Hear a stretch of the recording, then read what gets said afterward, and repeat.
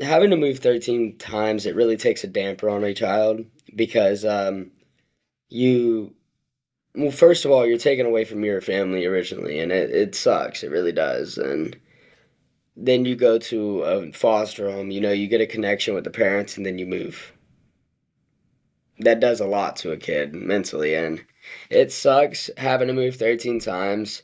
The group homes weren't all that bad because there wasn't a lot of support in those. Like, there wasn't that one on one connection, so, it wasn't all that bad. But there was a few homes where I was kind of bummed about leaving, and, those were probably my top three homes, and probably the three longest homes I ever stayed in. And I mean, overall, moving sucks. Every kid can tell you that. Especially when you're there for a while and you get a connection. You get a connection with all the other kids in the house, and you're doing good in school because a lot of times when you move across county, and then you have to change schools and this, that, and everything else. So you lose those friends, and you lose those that family that you thought you had. Originally, when we first went into that non-relative placement, we were all together. Shortly after, we all kind of split. My younger siblings started getting a lot, or way more rebellious than the rest of us, so we kind of all started splitting. I wasn't in a home with my siblings till about 2021, and that's when I finally got a home with one of my siblings. Um, Until then, I was just bouncing around from home to home. Was that your last placement? No, that was my second to last placement. That home I stayed I think that home was the longest one I stayed in. My last placement, I entered, I believe, if I remember correctly, April of 2022. I had just uh, left my previous placement in Volusia County and came back to Brevard, re-enrolled at Cocoa High School, and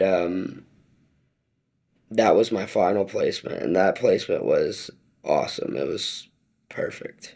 It was unconditional love and show of support. Even with even with four different foster kids, there was enough love and support to go around, and that's what really helped me is that I had that support system.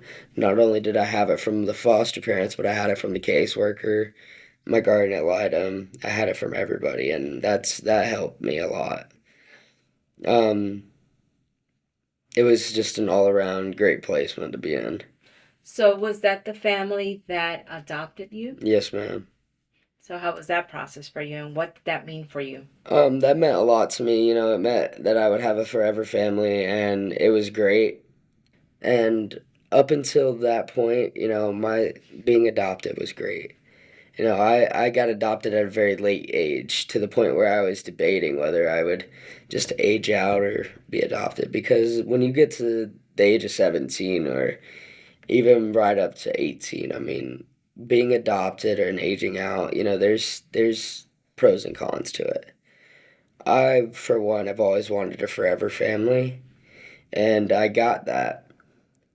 But I did have to sit down and weigh out the pros and cons of aging out or being adopted because there are a lot of benefits to staying in foster care and going through the extended process or just aging out. The state is great with it. It's and plus you keep all that support from your caseworkers and everything. Not saying that my caseworker doesn't call me almost every day still, but you know, it's great. I love it.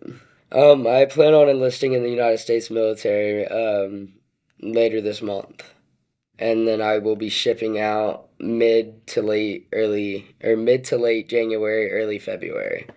So I won't be around too much longer.